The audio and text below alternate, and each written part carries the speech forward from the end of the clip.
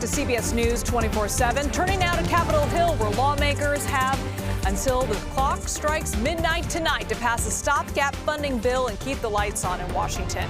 Senate Majority Leader John Thune will call for that vote sometime this afternoon. Here's where we stand today. These are all the Democrats and independents in the Senate. Republicans need at least 8 of them to get this bill through. The good news for GOP members, at least, is they've got 2 on their side. Pennsylvania Senator John Fetterman, and who is a sure yes. And in a sudden shift, Senate Minority Leader Chuck Schumer says he will now vote in favor of the bill. That's a surprising one. Here he is explaining that decision on the Senate floor this morning. Take a listen. Well, Mr. President, as everyone knows, government funding expires at midnight tonight.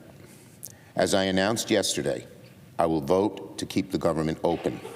I believe it is the best way to minimize the harm that the Trump administration will do to the American people. Clearly, this is a Hobson's choice. The CR is a bad bill. But as bad as the CR is, I believe allowing Donald Trump to take even much more power via a government shutdown is a far worse option. All right, let's go straight to Capitol Hill and CBS News congressional reporter Torian Small. Torian, thanks for being with us. You're getting all the fresh reaction from the leader's Democratic colleagues on this sudden reversal. What are they saying? Liz, well, there's still quite a bit of trepidation among Democrats about whether or not they should cross party lines to get this continuing resolution across the finish line, especially considering the implications of this bill.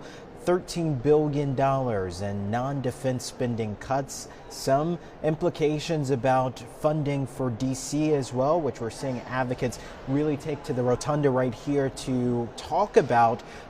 That's holding hard and heavy on the minds of many Democrats here, but quite a few have told our reporters that they're not expecting a shutdown to happen, implying that many of them are, at least when it comes to the cloture vote, on the side of Republicans and seeing it through. Now, Democrats are also angling for an amendment to the House CR that would shorten the time span of this stopgap measure. Instead of through September, they're looking at an April deadline to come back to the table and negotiate the spending package. But again, right now, it appears Democrats are on a different page than they were earlier in the week, many of them looking to avoid a shutdown at all costs. Yeah, and Democratic Senator Richard Blumenthal predicts the CR is also going to get done tonight. So does that mean basically more of his colleagues are just going to follow suit and kick the can down the road, so to speak? Yeah, like you said, we have 2 yes on the record so far. That's Senator John Fetterman of Pennsylvania and Chuck Schumer, obviously the Democratic leader here from New York, who's saying that they will back this despite the fact this is a bill that is unsavory to them.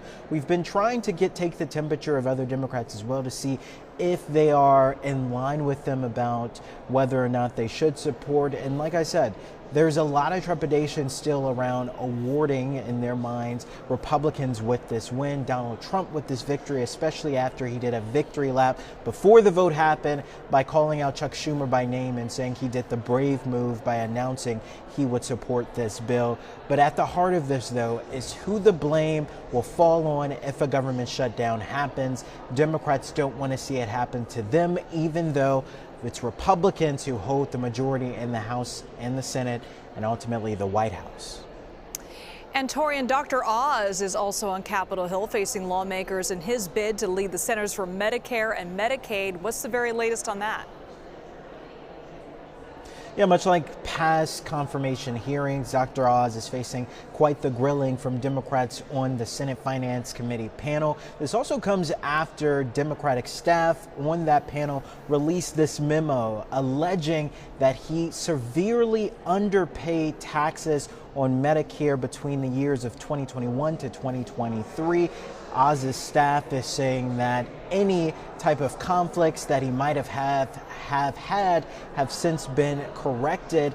But again, that's at the root of the issues that Democrats have around him. Now, whether or not that would be an issue potentially stymieing his confirmation is a different story. Like we've seen with more controversial picks, just about 3 Republicans have defected from Donald Trump on those confirmations, but that still wasn't enough to ultimately block them. And considering some of the usual suspects like Susan Collins of Maine previously campaigned for Oz when he was a Senate candidate in Pennsylvania, it's unlikely that he'll see any Republican pushback like we've seen more controversial figures in the past. All right, CBS News congressional reporter Torian Small. Thank you so much, Torian. We're waiting on that vote. Meanwhile, Secretary of State Marco Rubio just made comments from Canada, where he is attending a G7 meeting just moments ago. And he pushed back on criticism of President Trump's tariffs on U.S. allies. He said it's not about hostility, it's about fairness. Let's listen. This keeps getting characterized as a hostile move against our allies. These are global tariffs on steel, on aluminum, on autos, on semiconductors. Eventually, the president stated this. And then a global, in April, the intention to put tariffs, assuming that the study comes back and so forth. But what they've discussed is a global reciprocal tariff. Understand what that means. That means basically whatever some country charges us, that's what we're going to charge them. The goal the president has made very clear is he wants to reset the baseline of international trade, which he believes, and I agree, is unfair to the United States. This is not meant as a hostile move against Japan or Germany or anybody else. This is not about, this is about balancing and fairness in trade. It's about fairness, he says. Rubio also talked about student visas. This comes after 2 people who had organized pro-Palestinian protests at Columbia University were arrested in New York City. Rubio says more student visas will be revoked. Take a listen. We will continue to look for people that we would never have allowed into this country on student visas had we known they were going to do what they've done. But now that they've done it, we're going to get rid of them. And we are continuing to look for that. And so in the days to come, you should expect more visas will be revoked as we identify people that we should never have allowed in because they lied to us. When they said they were coming here to be students, they didn't say they were coming here to occupy university buildings and vandalize them and tear them apart and hold campuses hostage. If they had told us that, we would never have given them a student visa. Now that they've done it, we will revoke those visas. All right, let's turn now to the White House, where later on today, President Trump will make his first ever visit to the Department of Justice. There, he will deliver what the White House calls a speech to, quote, restore law and order. The move is not unprecedented, but it is highly unusual because historically, sitting presidents try to maintain the agency's appearance of being politically independent. Well, the last known public appearance by a sitting U.S. president was back in February of 2015. That's when former President Barack Obama visited to pay tribute to outgoing Attorney General Eric Holder. Now, before that, it was in November of 2001 where President George W. Bush formally changed the name of the building in honor of Robert F. Kennedy. So let's go live now to Washington and CBS News Chief White House correspondent Nancy Cordes. Nancy, what should we expect to hear from the president later on today? Hey, Liz, so the big difference between what the president is going to be doing today and what presidents have done in the past, as you laid out, is that those visits were ceremonial, renaming the building, saying goodbye to the attorney general. This visit today is political, or at the very least policy oriented, because the president is going to lay out what he wants the Department of Justice to do. And that's something that presidents typically don't do that overtly. He is going to talk about the fact that in his view, the DOJ was weaponized in the past against him in particular, but now that many of the lawyers who investigated cases having to do with January 6th or having to do with him have been fired, he is going to argue that he wants DOJ to be more focused on safety, on crime, on keeping Americans protected. The question is, will he go further than that? Will he make off-the-cuff remarks that suggest, for example, that he wants DOJ to go after his political enemies, which is something that he talked about from time to time on the campaign trail, something that his new FBI director, Kash Patel, has talked about in the past as well. We'll just have to wait and see if he goes there. Yeah, we'll be watching for those remarks, Nancy. And also out of the White House, the president says that discussions that took place with Russian President Vladimir Putin yesterday were, quote, productive. Right. What else did he say? Well, he said that he's hopeful that they can achieve a ceasefire or an end to the war altogether in the near future. But publicly, the things that Russia has been saying aren't all that definitive. They have said that they are theoretically open to a ceasefire, but only if the terms of that ceasefire are beneficial to them. And certainly they don't see eye to eye with Ukraine on what the terms of even a 30-day ceasefire should look like. So the prospects of some kind of agreement, even a short-term agreement, remain murky. And we're trying to figure out if the president himself has plans to speak with Vladimir Putin in the near future. All right, we'll be watching for that as well. Nancy Cordes live for us at the White House. Thanks so much, Nancy. All right, Sean P. Diddy Combs back in a courtroom today, and he's being asked to enter a plea. Katrina Kaufman joins us next to go over the charges and why it may be hard to find a jury. You're watching CBS News 24/7.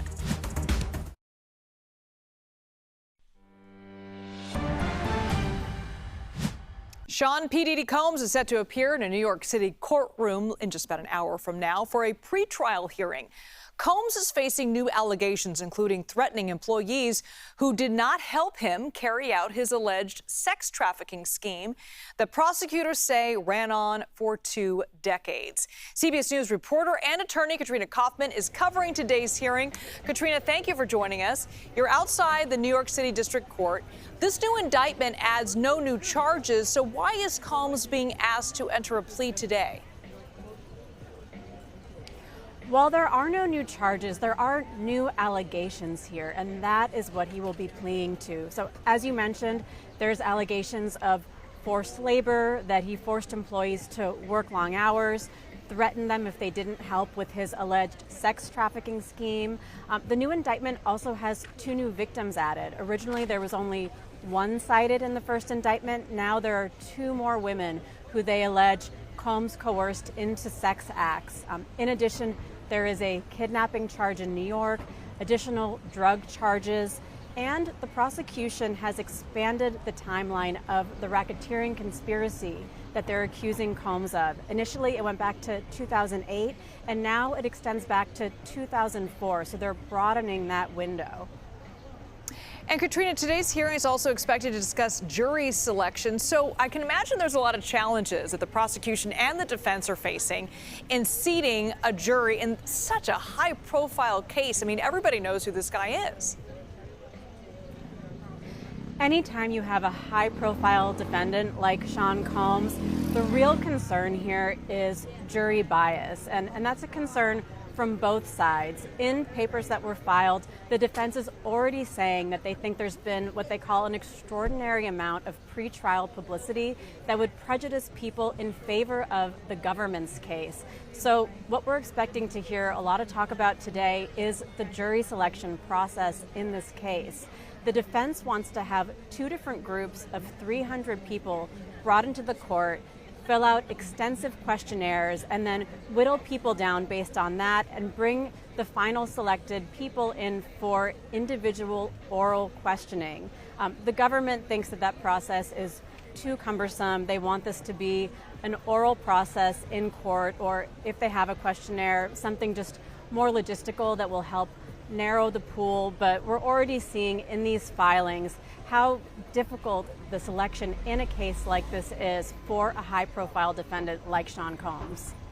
All right, Katrina Kaufman outside the New York District Court. We're going to check back in with you once that hearing gets underway. Thanks so much, Katrina.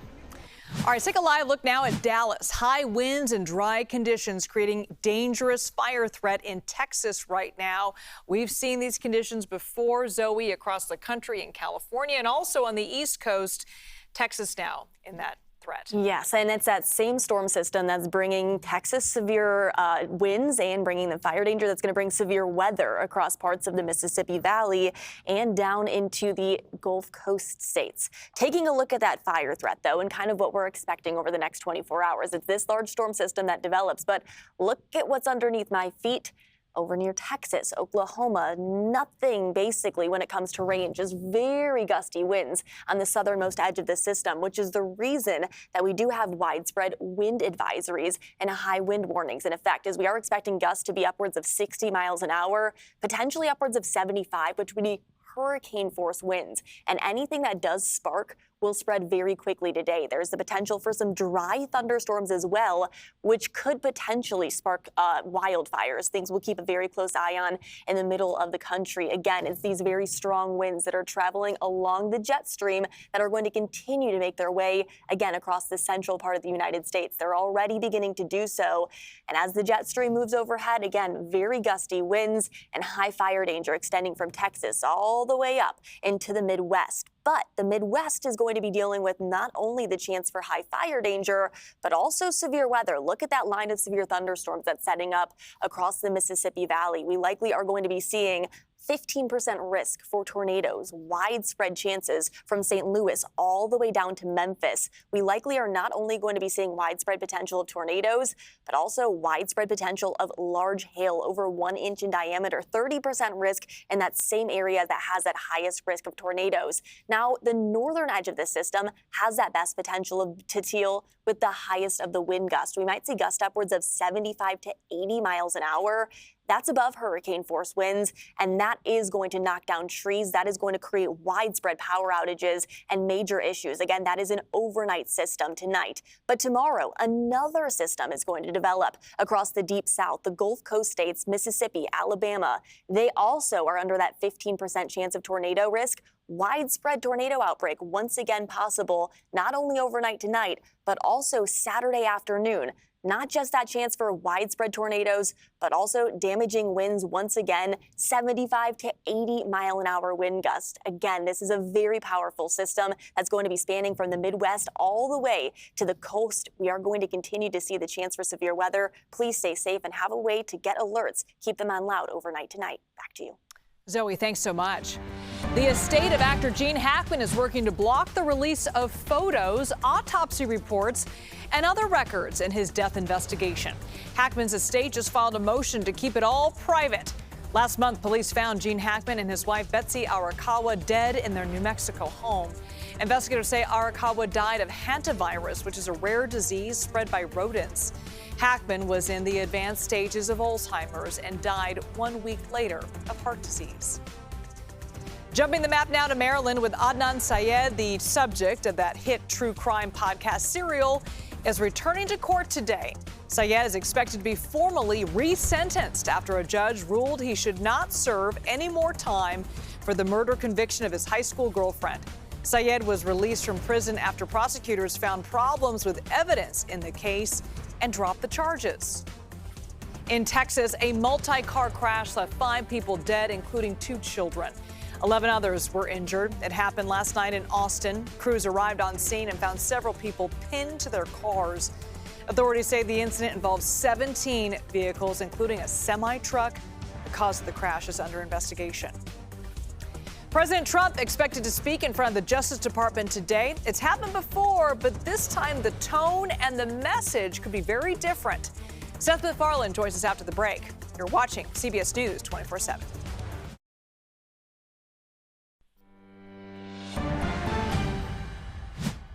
President Trump will deliver a speech at the Department of Justice today. The White House says he's expected to talk about restoring law and order. Now, during yesterday's meeting with the NATO Secretary General, President Trump talked about what to expect in his address. Take a listen. All I'm going to do is set out my vision. It's going to be their vision, really, but it's my ideas. And basically, we don't want to have crime in the streets. We don't want to have people pushed into subways and killed, and then the person that did the pushing ends up in a 15-year trial and gets off scot-free. We want to have justice, and we want to have safety in our cities as well as our communities. And we'll be talking about immigration. We'll be talking about a lot of things, the complete gamut. All right, let's bring in CBS News Department of Justice correspondent Scott MacFarlane. You are at the Department of Justice right now, Scott. You know, a visit to the Department of Justice is not necessarily unusual for a sitting president, but the tone of this speech is. Can you talk a little bit about that? Yeah, it's a controversial decision for a president to come into this venue at this moment. You know, in the Great Hall of the Department of Justice headquarters here in Washington, the Robert F. Kennedy building, it's not customary to have a political leader give a political speech. There's a treasured and protected independence of the FBI, of federal prosecutors, of the Justice Department from political interests. And yet the president here today, according to those who've got concerns about this speech, former employees and some current, you risk eroding that independence the FBI and federal prosecutors maintain. And this has the feel, the atmosphere of a political rally. They've been cranking music. There are presidential supporters in the audience. But this is not a rally site. This is the Department of Justice, and we'll see how this event lands after we hear what the president has to say. Yeah, and Scott, it's important to note the Department of Justice has seen plenty of firings and demotions over just the past several weeks. So what will Trump's visit do to morale and staffing? It's a good point. This appearance and this speech does not happen in a vacuum. It's coming amid an historic purge inside the Department of Justice, in which there have been widespread firings of those who handle cases President Trump doesn't like, including the January 6th insurrection prosecutions. There have been a number of longtime civil servants who view themselves as apolitical, who they say have been forced out, forced to retire, forced to resign, saying they don't find there's a place for themselves in the Trump administration Justice Department, or that they've been pressured to leave because of cases they've handled in the past. The content and the tenor of the president's speech will either ease those concerns or fuel those concerns, but it does, again, feel a little less like a governmental venue and more like a rally venue at this moment. Yeah, and those cuts, it's not just the Justice Department. The Department of Education also forced to cut employees. And now there's a new lawsuit challenging those firings. Do you have the very latest on that? Yeah, the number of lawsuits is quickly growing on all matters of Trump administration executive orders and decisions, but including inside the Department of Education. A parent from Alabama and a group from Maryland have filed suit asking a court to intervene and help restore or maintain the Office of Civil Rights inside the U.S. Department of Education. The Office of Civil Rights is the part of that department that helps ensure there's no discrimination against students in education policies and education programs, racial discrimination, discrimination based on sexual orientation. It's unclear the future trajectory of this department, so you now have plaintiffs trying to get the courts to intervene and protect what has been there already. All right, CBS News Department of Justice correspondent Scott McFarland, thank you so much. We'll be waiting for those remarks. Well, coming up, new arrests related to the death of a Louisiana student. He died while pledging a fraternity. We're on the ground in Baton Rouge when we come back. You're watching CBS News 24/7.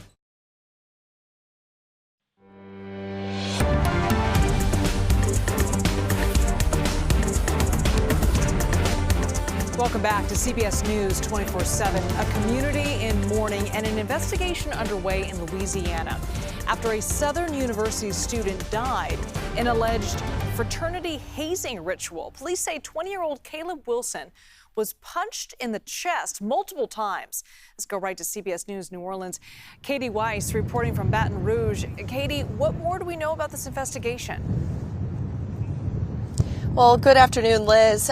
There's a lot more that we are learning now from speaking with both a defense attorney for one of the men charged in this case and from friends and family of this victim, Caleb Wilson, only 20 years old. He went here to a school in Baton Rouge, Southern University, and he was also majoring in mechanical engineering. What we do know in speaking with the defense attorney for one of the three men that is currently charged is that there may be more charges coming, and that's something that many friends and advocates of Caleb Wilson want to see. They want to see more people held accountable because right now, the three people who were involved in actual punching, in terms of punching the pledges who were there at this hazing ritual, those three men are charged. The man who is accused of actually throwing the punches on Wilson, he is charged with manslaughter. He could face up to 40 years in prison, but other people were at this warehouse allegedly the night that this incident took place, and other leadership of the fraternity may have been aware that this incident was taking place. So people want to see those folks held accountable. Such Liz? a horrible, tragic case, Katie. What are you hearing from students and then people in the community about this?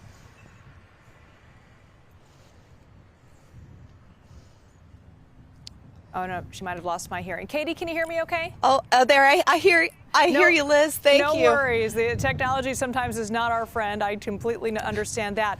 I'll ask the question again. What are you hearing from students and people in the community about this?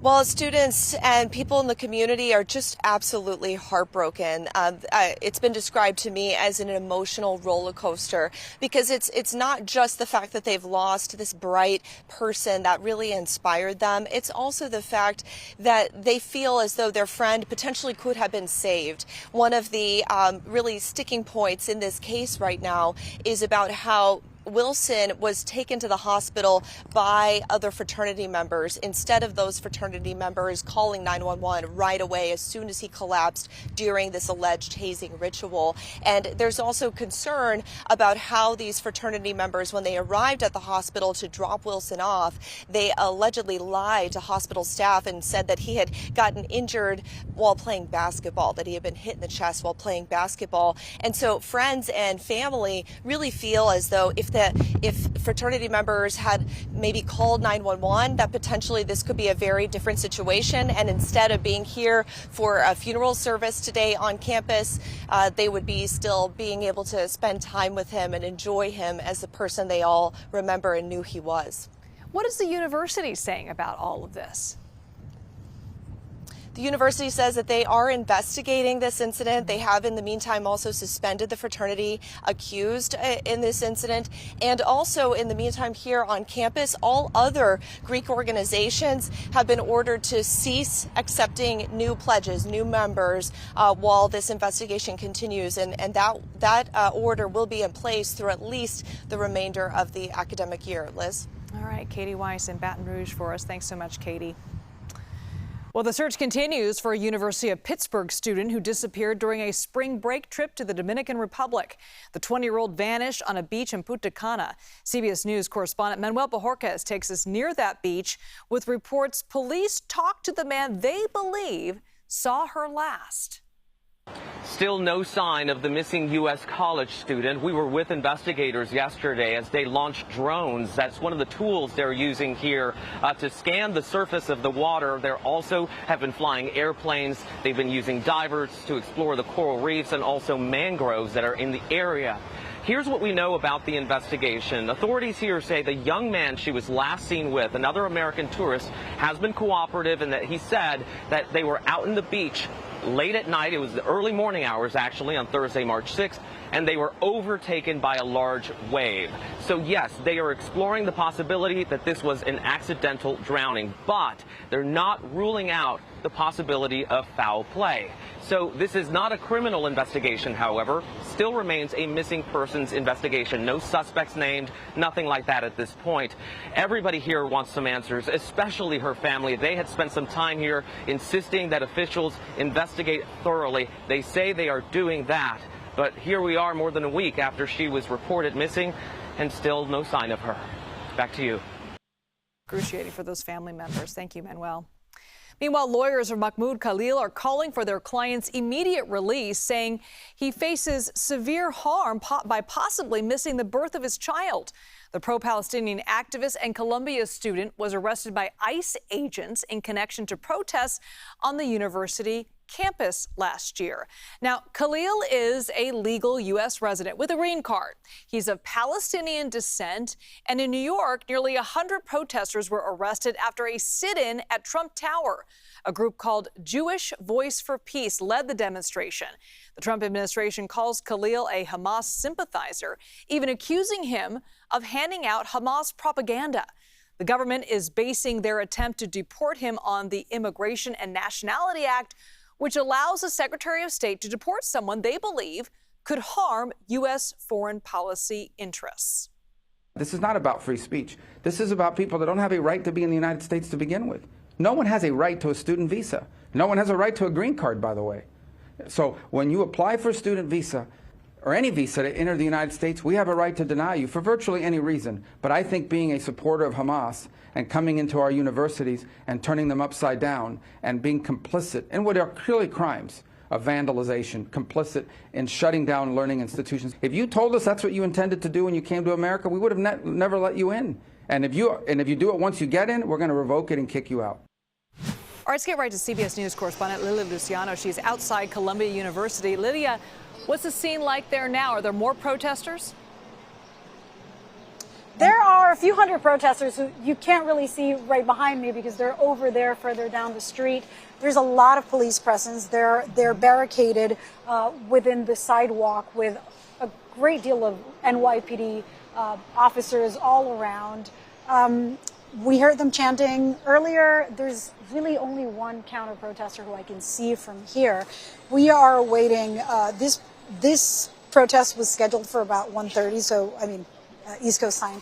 So it's really kind of the beginning of it. So we expect that it will continue and it might grow in the coming hours. There's also a 3 p.m. press conference from Khalil's attorneys who we're hoping that they will update us on the latest in that case that they're presenting, where they're alleging that it was unconstitutional, the arrest first, and fighting back against this notion that Mahmoud Khalil was a supporter of Hamas. They have challenged the government to provide any evidence that he in any way supported Hamas. They're saying that that he's being punished for speaking out and for protesting, for pro-Palestinian protests that happened here and that we covered last year.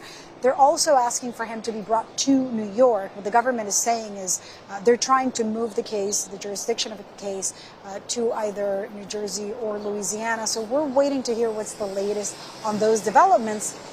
But here on campus, we are feeling the tensions rising from faculty members that I've talked to, students that I've talked to, because last night DHS federal agents came into student housing looking for students to arrest. What we learned this morning was that one student self-deported, according to Secretary of Homeland Security Kristi Noem, using an app from CPB. And another one was arrested. It's a student who is a Palestinian and a student who they're saying, according to the government, was part of the protest, and they're saying that in a similar way of the accusations against Khalil, that she also supported Hamas. But this is a student very different from Khalil. In Khalil's case, he is a green card holder, a permanent legal resident of the United States, married to an American citizen. In this case, what DHS is saying and the information that they're releasing about this other student is that this is a student who overstayed, who had an expired visa. So this is something where it seems that the government, has already had perhaps the authority to remove the student. We're still, of course, waiting on more details and hoping to hear about any other developments that happen in terms of what the government is doing here in Columbia. Another thing that happened last night, another thing that we learned, is that the government is trying to pressure the university to abide by a list of demands before the government decides to enter into negotiations to restore those $400 million in federal funding that they had suspended from the university. Those include banning masks. They include giving the Office of the President of Columbia University basically the sole authority over disciplining students, over expelling students or suspending them. And they're also asking that the university, quote unquote, implement their discipline against the students who participated either in the occupation of Hamilton Hall or even in the encampments, according to the documents. We do know that yesterday the university announced that they had expelled or suspended for a long period of time the students who had occupied Haskell Hall. And if you can listen, it seems like now, once again, the protest chants are starting behind us.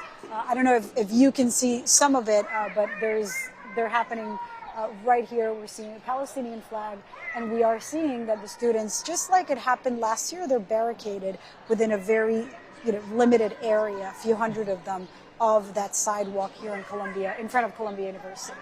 We can't see them. We'll, of course, continue reporting as more information comes out. Yeah, we can't see them, but we can certainly hear them. Yes. Well, I know you're going to keep an eye on it for us. Thank you so much, Lilia, outside Columbia University. But let's get to CBS News legal contributor Jessica Levinson. Jessica, Khalil's lawyers say he may miss the birth of his own child. Does the justice system consider personal milestones like that when determining pretrial release? So to the extent that this is about pretrial release and it's about a question of whether or not he's a flight risk, for instance, or a potential harm to the community, then yes, you can consider a life event like whether or not he would be likely to leave and miss the birth of his child. Now, we also know that when it comes to scheduling in general, when it comes to scheduling trials, while the justice system does need to continue and it can't pause for everything, we know that judges certainly consider major life events as well. So this isn't just about sympathy. So we're also learning, Jessica, the Department of Homeland Security searched 2 students' rooms last night on Columbia's campus, on their actual university campus. Any legal issues around that, given that it may be different because these rooms were on a university campus? It wasn't a private residence, right? Right. So the main legal question here would be whether or not there was a proper search warrant. And I haven't seen any indication that there wasn't. In order for the Department of Homeland Security to be able to do what they did, they would need a search warrant. It would have to be executed by a federal magistrate. They would have to come to that federal magistrate and say, we have probable cause. That's why we get to go in and search this particular place. I think you asked a really good question about the difference between basically a dorm room and a private residence. And what I would say is if the probable cause is there, I'm being very general, but if the probable cause is there, then the Department of Homeland Security can come in. In many ways, a dorm room is, at least while school is in session, considered at least a quasi private residence. So would the university then, because it's a quasi-private residence, have to give permission to the Department of Homeland Security? I don't think that they would, given that it's just like if you think about a landlord, if a tenant, for instance, is in a situation where the Department of Homeland Security or law enforcement can get a warrant because there's probable cause, you don't need to first ask the landlord. I want to get to this, too. A congressional committee is asking Columbia to hand over disciplinary records of some of its students. A group of students, including Mahmoud Khalil, are suing to prevent this. How's this going to play out? Well, we know that what the students will likely argue is that there's something called FERPA violation. So FERPA is an acronym of a federal law. It deals with students' privacy. And it's something that I deal with. For instance, I don't leave my seating chart out because there's some privacy when it comes to who's in my class and where they sit, and particularly when it comes to student records. So legally, how will this play out? I think the students will claim that there is, again, a violation of this federal statute dealing with their privacy rights. I think that they could claim that there isn't the congressional power to do this, that there's a congressional authorization issue, and maybe also some due process concerns as well. You know, so much at the core of this is the right to free speech. Could the outcome of this case impact what free speech is in the U.S.? So, that's such a good question in the sense of, will this be a precedent-setting case? And I'm going to give the honest answer, which is this very early in the case, and it really depends. Obviously, what Khalil is arguing is he's being targeted based on lawful conduct, which is what he is saying. And we know if the First Amendment protects anything, we don't want to punish people based on either the subject matter of the speech or their viewpoint.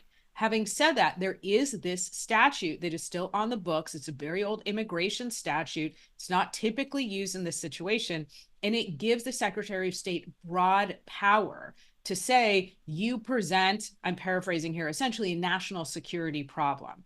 So in terms of will this create new First Amendment precedent, I think it depends on how this case proceeds and which framing a judge adopts when it comes to First Amendment or national security. So many issues with this case. Thank you so much, Jessica, for helping us break it all down. Meanwhile, an American influencer kicked out of Australia. What she did that caused nationwide outrage. You're watching CBS News 24/7.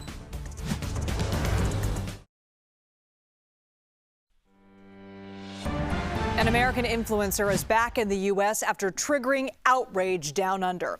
Her viral video showed her snatching a baby wombat from its mother, leading to calls to cancel her Australian visa.